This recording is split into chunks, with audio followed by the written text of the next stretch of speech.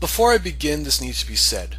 This issue extends far beyond free speech and censorship, and you need not look farther than the comment sections of Thunderfoot's 3 latest videos for a good sense of the anti-Muslim bigotry that is brewing because of those videos. How viewers respond to media is a reflection of the content of that media, and so by examining how viewers respond to Thunderfoot's videos, we could gain a greater understanding as to the specific themes presented within those videos and what effect they are having on a large body of people. So, what I did is I copied the entire comments section from each of his 3 latest videos, pasted it into a Microsoft Word file, and used the find option to quantify specific keywords and phrases. Through this, not only can we find out what is being talked about, but how prominent one subject is relative to another. Here are the results as of May 2nd, 2010. The phrase free speech or freedom of speech received 382 hits, while the word freedom alone received 303 hits. Keep in mind, of course, though, that the phrase freedom and freedom of speech do overlap in search words, and so most of these are probably attributed to freedom of speech.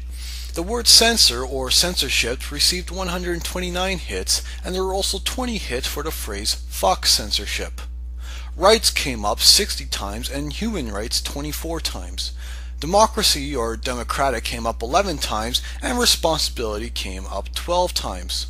Sounds good so far, but just wait. Islam or Islamic came up 871 times, and the phrase fuck Islam dwarfed the phrase fuck censorship by almost 3 to 1. Add to that 1,325 references to Muslims and a further 33 quotes to fuck Muslims. It keeps going downhill from here. The word nuke, well, you know, nuke, as in nuke Mecca off the map, make them and their little moon rock glow. Well, that word appeared a total of 28 times. Pedo or pedophile received 42 hits, and one can only assume which Muslim character they're referring to when they say that. Cult was mentioned 96 times, and the phrase death cult 12 times.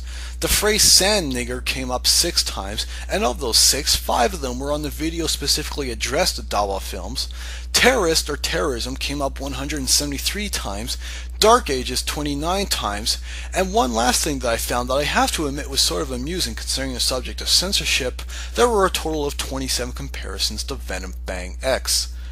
The point being is that if you're going to suggest to me that this is exclusively a matter of free speech and censorship, you're going to have to first explain to me why, in 3 videos purportedly made exclusively for the defense of free speech and the opposition of censorship, the nuclear annihilation of the Middle East is apparently a more popular concept to entertain than that of human rights, and why the subject of Islam alone is twice as popular than topics of censorship and freedom of speech combined.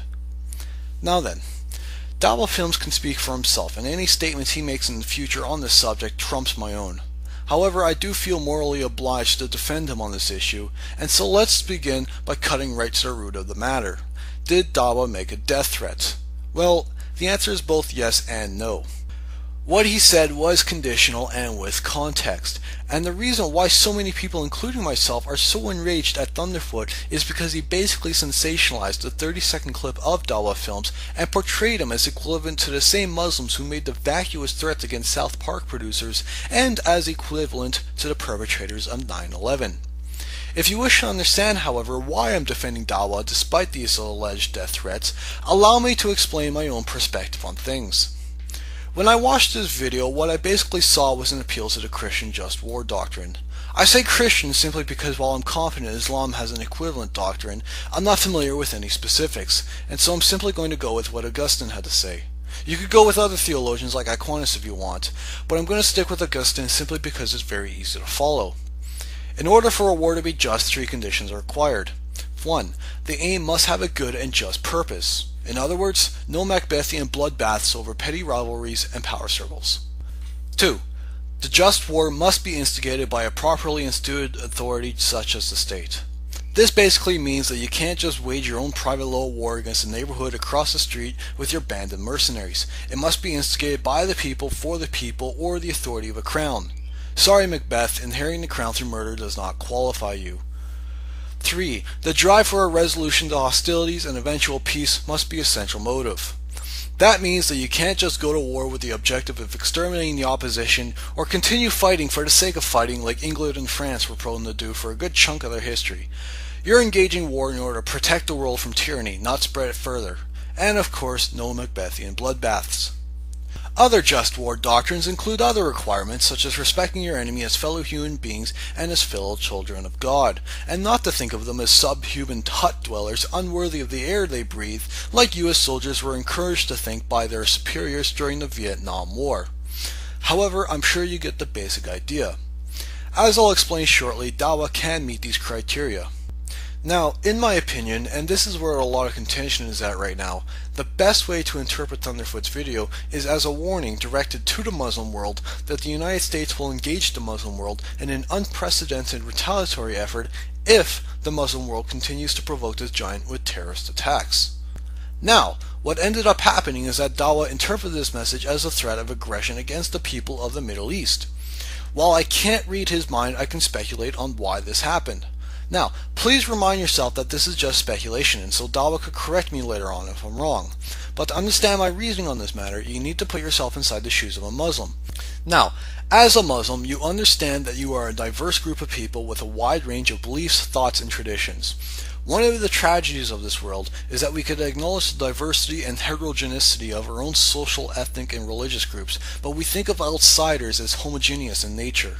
Often, we usually even create stereotypical images of outsiders and stamp that image onto all the individuals within that group as if it's some sort of ubiquitous trait.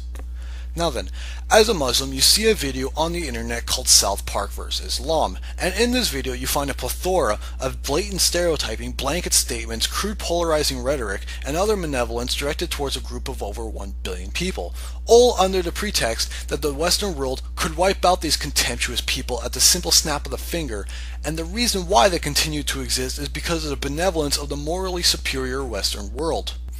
Given the general degree of bigotry displayed in this video and in the comments section, it would be plausible to assume that one can interpret this video not only as a warning to stop trying to wake up this sleeping giant, but as an incitation to wake this giant up directly. Basically, the message plausibly interpreted is not stop bombing our buses or we'll unleash hell, but let's wake this giant up ourselves and unleash hell. User Ochiwawa has offered a separate analysis and takes a slightly different approach. However, regardless of why it happened, Dawa did interpret Thunderfoot's message as a blatant threat against an entire region of people.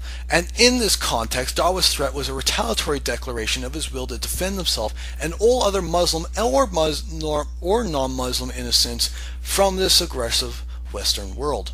So in this context, the just war concept fits quite well. The defense of 1 billion people from an aggressive superpower hell-bent on genocide is quite a noble and worthy cause. Properly instituted authority is moot since the United States is starting this war against Muslim people, and Dawa is immediately advocating the defense of himself and all innocents from such aggressive action, and as long as Dawa doesn't fantasize about nuking American cities and ultimately desires peace as his central motive, all the required points for the just war theory are met. Now, did Dawa misinterpret Thunderfoot's original video? By my understanding of things, yes. Did Dawa act rashly without calculating his move? Arguably, yes. But was Dawa's true intention noble and chivalric in nature? Hell yes! And that is why I will defend him against Thunderfoot's sensationalism and the tsunami of anti-Islamic bigotry directed towards him. Turning now to my own affairs for a moment. If some of you watching this video wish to unsubscribe from me because I chose to defend this person, that's fine. More than 40 of you have already done so, and if you proceed with the course of action, I will only hope that you do so because you find my actions morally reprehensible, and that you have a moral obligation to disassociate yourself from me in an act of defiance. You do what you think is just in this matter, as I have done, and I will respect your decision. If you think I'm an idiot for doing this and that I quote-unquote bought into Dawa's bullshit, that's fine too, although I would kindly question whether stupidity alone is grounds for unsubscribing and protest. If you're angry because in my DawahFilms mirror I refer to Thunderfoot subscribers as a loyal band of flying monkeys, I apologize for my poor and angry wording on this video and my accidental conveyance of such a blanket statement. Many people who subscribe to Thunderfoot are intelligent individuals who agree with him through thoughtful consideration of what he has to say, and I did not intend to convey 90,000 something people as mindless drones. However, as time passes, it is becoming increasingly obvious to myself and to many other people on YouTube that there are a growing group of individuals, a thunderflock if you will, who do follow his every action like a loyal band of flying monkeys, and that is the group of people I intended to address along with Thunderfoot directly. If, therefore, you're unsubscribing from me because of some petty grade school allegiance to your favorite pop star, good riddance, because I desire a viewing base of higher quality than that. I do not want drones for subscribers. I do not want yes men. I do not want a band of flying monkeys who attack everyone who opposes me, who spends their time on my channel circle jerking each other endlessly over how rational and free thinking they are, and who idolize reason and logic in the form of an individual. I want individuals who can think for themselves, tell me I'm full of shit as they see it necessary, and who have the intellectual integrity to entertain dissenting ideas for the pursuit of greater understanding. Why? Because if there was ever a heresy Christians, Muslims, and atheists alike can all appreciate and all be wary of, it's idolatry.